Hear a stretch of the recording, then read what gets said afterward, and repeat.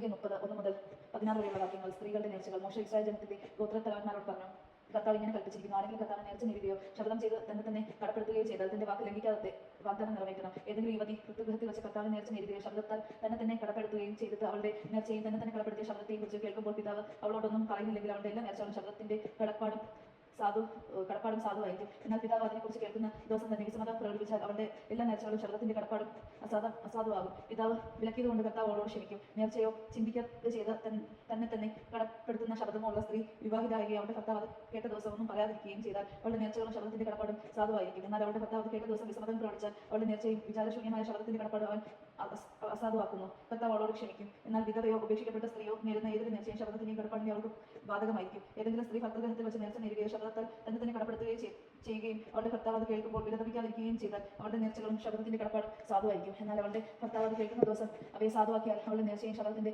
കടപ്പാടും പ്രാബല്യമില്ലാതാകും. അവളുടെ ഭർത്താവ് അവയെ അസാധുവാക്കിയിരിക്കുന്നു. കർത്താവ് അവളോട് ക്ഷമിക്കും. ഏത് നേർച്ചയും ശബ്ദത്തിന്റെ കടപ്പാടും ഒരുവളുടെ ഭർത്താവിന് സാധുവോ ആകാം. എന്നാൽ അവളുടെ ഭർത്താവ് അത് കേട്ടിട്ടൊന്നും പറയുന്നില്ലെങ്കിൽ അവളുടെ എല്ലാ നേർച്ചകളും ശബ്ദങ്ങളും അവൻ സ്ഥിരപ്പെടുത്തുന്നു. അവൻ വിലക്കാത്തതുകൊണ്ട് അവ സ്ഥിരീകരിക്കപ്പെടുന്നു. എന്നാൽ അത് കേട്ടിട്ട് കുറെ നാൾ കഴിഞ്ഞ ശേഷം നിരോധിച്ചാൽ അവൻ അവളുടെ കുറ്റം ഏറ്റെടുക്കണം. കർത്താവ് ഭാര്യയെയും പിതാവിനെയും പുത്രഗൃഹത്തിൽ വസിക്കുന്ന കന്യകയും പാലിക്കണമെന്ന മോശ വഴി കർത്താവ് കൽപ്പിച്ച നിയമങ്ങൾ ഇവയാണ്. ദൈവജനമാണ് കേട്ടത്. നമുക്ക് ദൈവത്തെ സ്തുതിക്കാം. ക്രിസ്ത്യാനിക്ക് സ്തുതി.